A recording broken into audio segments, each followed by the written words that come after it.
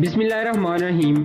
अस्सलाम वालेकुम नाज़रीन। इस किस्त के आगाज़ में ओराल और चोलपन कराचासर किले में शाम का खाना गवर्नर के साथ खा रहे होते हैं। गवर्नर चोलपन को कहता है, तुम्हारे बाबा न सिर्फ मेरे रिश्तेदार थे बल्कि वो एक मेरे करीबी दोस्त भी थे। उन्होंने वसूलियत को जंगी महारत सिखाकर एक अच्छा कमांडर बनाया। फिर वसूलियत कहता है, जब बागियों ने आपके बाबा को कत्ल किया तो हमें शदीद सदमा पहुंचा था। फिर गवर्नर कहता है कि उन कातलों को सजा भी मिल चुकी है। इसके बाद गवर्नर ओराल को कहता है, आप हल्ली बाजार के बारे में क्या जानते हो? ओराल कहता है, आप ये जान लें कि मैं हल्ली बाजार अर्तुगरुल से आसानी से छीन लूंगा, कोई भी मुझे रोक नहीं सकेगा, लेकिन मैं ये काम बगैर खून खराबे के करना चाहता हूँ। वसूलियत कहता है, इससे हमारा क्या फायदा होगा? ओराल कहता है, बाजार का आधा मुनाफा आपका होगा। ये सुनकर गवर्नर और वसूलियत दोनों खुश हो जाते हैं। इतने में गवर्नर का हिसाब किताब करने वाला शख्स आकर कहता है, जनाब जैसे आपने कहा था मैं लेन देन वाले रजिस्टर ले आया हूँ। गवर्नर पूछता है, चवदार कबीले को हमने कितने सिक्के अदा करने हैं? वो आदमी जवाब देता है, 1300 सोने के सिक्के। गवर्नर कहता है, फौरन अदा कर दो, हम उनके साथ तिजारत जारी रखेंगे। वो शख्स कहता है, जैसे आपका हुक्म। मैंने हल्ली बाजार के ताजरों से सारी रकम वसूल कर ली है, उनके साथ हमारा कारोबार काफी मुनाफा बख्श रहा है। ये सुनकर वसूलियत जज्बात में आ जाता है और उस शख्स को पकड़कर उसका गला काट देता है और उसे मेज पर फेंक देता है और सिक्कों की पोटली उठाकर ओराल के आगे रख कर कहता है, इस कमीने ने बाजार के साथ तिजारत करके हमारी खिलाफ वर्जी की है, जिसकी वजह से ये अपने अंजाम पे पहुंच गया है। मुझे उम्मीद है आप अपने अल्फाज पर कायम रहोगे ओराल साहब। ये देखकर ओराल और चोलपन को सख्ता तारी हो जाता है। फिर वसूलियत पैतरोस को लेकर एक कमरे में जाता है, जहाँ एक शख्स जिसका नाम लस्कारिस था उसको देखकर पैतरोस को गुस्सा आ जाता है और उस पर हमला करने लगता है। तो वसूलियत कहता है, खतरे की बात नहीं, ये मेरा ही एक बहादुर जंगजू है। फिर उस कमरे में कई कबीले के लिबास और जंगी हथियार देखकर पैतरोस कहता है, ये किस लिए है? वसूलियत कहता है, कल एक शाही काफिला यहाँ आने वाला है, तुम ये लिबास और हथियार इस्तेमाल करके उस काफिले को कत्ल करोगे। इतने में चोलपन और ओराल भी खाना खाकर एक कमरे में जाते हैं। चोलपन ओराल को कहती है, हमारी दुआएं कबूल हो गई हैं, मैं मां बनने वाली हूँ। ओराल खुशी का इजहार करता है और उसकी पेशानी को बोसा देता है। दूसरी तरफ कई कबीले के सिपाही हल्ली बाजार के मेहमान खाने में खाना खाने में मसरूफ होते हैं। इसी दौरान बमसी कहता है, भाइयों आज आपको मैं एक और कहानी सुनाऊंगा। समसा कहता है, तो फिर सुनाओ। फिर बमसी खड़ा होकर एक बहादुर तुर्क जंगजू की कहानी सुनाने लगता है, जिसे सुनकर सारे सिपाही लुत्फअंदोज होते हैं। दूसरे दिन अर्तुगरुल कराचासर किले में जाने के लिए तैयार होता है। इतने में आलिको आकर एक रजिस्टर देता है, जिसमें उनका सारा हिसाब किताब मौजूद होता है। फिर अर्तुगरुल अब्दुर्रहमान को कहता है, घोड़े तैयार करो। इतने में बाहर बाजार में एक ताजिर आकर सख्त गुस्से का इजहार करते हुए कहता है, अर्तुगरुल की वजह से हमारा सारा कारोबार तबाह हो गया है। ये सुनकर गुनकुत उसका गिरबान पकड़कर कहता है, अपनी हद में रहो ताजिर, तुम्हारी जुर्रत कैसे हुई सरदार अर्तुगरुल के बारे में ऐसा कहने की? ताजिर जवाब देता है, ये सच है, अर्तुगरुल साहब से पहले हालात ठीक थे। फिर दुमरुल उसका सामान गिरा कर कहता है, अर्तुगरुल बे ने सिमन के जालिम असूलों को खत्म करके ताजिरों को उससे बचाया है। ताजिर कहता है, तुम में और सिमन में कोई फर्क नहीं, उसकी तरह तुम भी मेरा सामान बर्बाद कर रहे हो। ये सुनकर दुमरुल गुस्से में आता है और उस ताजिर का गिरबान पकड़ लेता है। इतने में तुर्गुत अल्प वहाँ पहुँचकर दुमरुल का हाथ पकड़कर उसे पीछे करता है और फिर कहता है, हम लोग यहाँ इंसाफ कायम करने के लिए आए हैं, हमने ताजिरों से उनकी हिफाजत का वादा किया है और तुम लोग इस तरह अपने सरदार का वादा वफा कर रहे हो। ये सुनकर दुमरुल और गुनकुत शर्मिंदा होते हैं और कहते हैं, आप ठीक कह रहे हो तुर्गुत अल्प, हमारी गलती है। फिर तुर्गुत अल्प कहता है, इन ताजों का नुकसान पूरा करो। तुर्गुत का ऐसा रवैया देखकर ताजिर कहता है, मैं गुस्से में अर्तुगरुल बे के बारे में गलत अल्फाज कह गया हूँ। मैंने बहुत से बाजारों में कारोबार किया लेकिन ऐसी बहादुरी कहीं नहीं देखी, मुझे माफ कर दें तुर्गुत अल्प। फिर तुर्गुत कहता है, शुक्रिया आपका। इसके बाद अर्तुगरुल अपने साथियों के साथ कराचासर किले की तरफ रवाना हो जाते हैं। दूसरी तरफ कई कबीले में बानो जिजिक आकर बताती है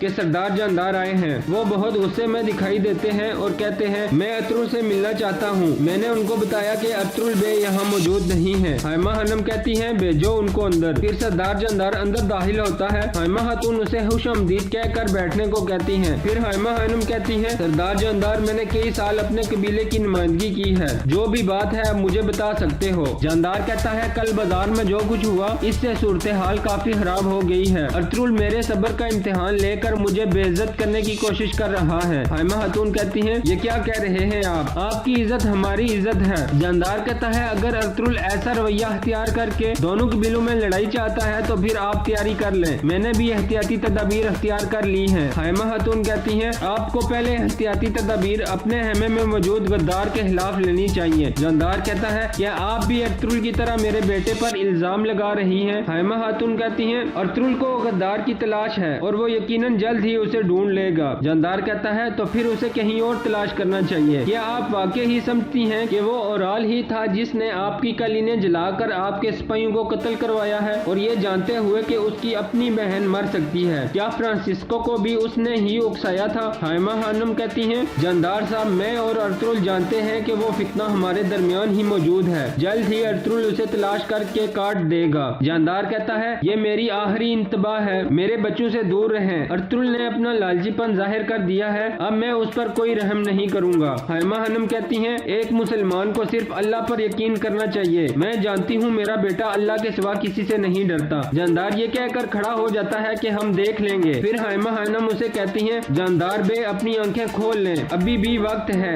ये ना हो कि बूढ़ा भेड़िया खुद अपने बच्चों की खुराक बन जाए। जानदार मुस्कुराते हुए वहाँ से चला जाता है। दूसरी तरफ शाही काफिला जिसमें गवर्नर की बेटी हेलेना और उसका मंगेतर भी मौजूद थे। हेलेना कहती है, मैं बाबा से मिलने के लिए बहुत बेताब हूँ। इतने में उन पे हमला हो जाता है। कुछ सिपाही तीरों का शिकार बनकर उधर ही मर जाते हैं। फिर मजीद सिपाही आकर उन पर हमला कर देते हैं। हेलेना एक जगह छुपकर सारा मंजर देखने लगती है। कुछ ही देर में उसका मंगेतर लड़ते हुए मारा जाता है। ये देखकर वो परेशान हो जाती है और अपनी जान बचाने के लिए वहाँ से भागने लगती है। इतने में पेत्रुस उसको देख लेता है और तीर का निशाना लगाकर चला देता है, जो हेलेना के कंधे में जाकर लगता है। वो गिर जाती है लेकिन हिम्मत करके फिर उठकर भागने लगती है। पेत्रुस कुछ सिपाहियों को कहता है, पकड़ो उसको। दूसरी तरफ अर्तुगरुल और कुछ सिपाही कराचाइसर किले के करीब पहुंच जाते हैं और कुछ ही देर में वो किले के मरकजी दरवाजे पर पहुंच जाते हैं। फिर दरवाजा खुलता है और वो अंदर दाखिल हो जाते हैं। घोड़े से उतरकर अर्तुगरुल एक सिपाही को कहता है, गवर्नर को बताओ कि कई कबीले से अर्तुगरुल बे उनसे मिलने आए हैं। सिपाही कहता है, आप यहाँ इंतजार करें। और फिर सिपाही के अंदर जाने के बाद तुर्गुत अल्प कहता है, इंशाअल्लाह एक दिन हम इस किले को भी फतह करेंगे। अर्तुगरुल कहता है, इंशाअल्लाह तुर्गुत। फिर अंदर जाकर सिपाही बताता है कि कई कबीले से अर्तुगरुल बे आपसे मिलने के लिए आए हैं। गवर्नर और कमांडर वसूलिया से एक दूसरे की तरफ देखकर मुस्कुराने लगते हैं। फिर गवर्नर सिपाही को हुक्म देता है,